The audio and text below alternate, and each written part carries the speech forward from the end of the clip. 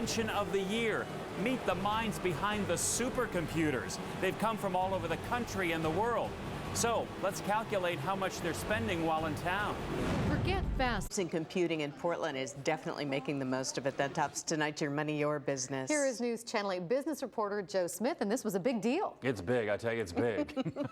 Good evening, Laurel and Tracy. If you use a computer, it's thanks to the hundreds of companies and the thousands of tech wizards that are in town this week. The Supercomputing Conference is Portland's biggest convention of the year. For the city, the reality is it's a virtual windfall. It's a who's who of computer technology. Intel, IBM, Fujitsu, HP, Microsoft, even NASA.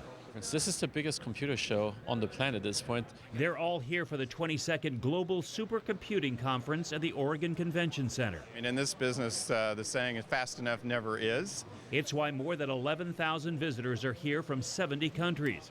You could call it Nerdvana.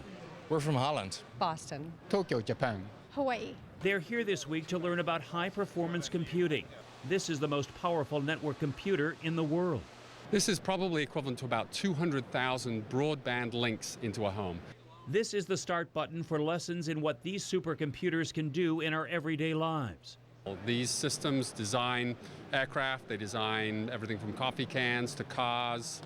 Pretty much everything that you have today that has any scientific content is being done on a scientific computer. Including the science of weather for those really long-range forecasts.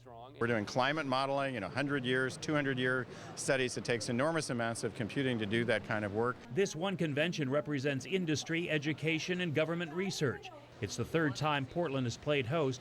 It means putting megabytes, $13 million, into the area economy. Hotels, including the Heathman, are packed. Our hotel in particular has been sold out 6 days in a row, and November will be year over year an outstanding November.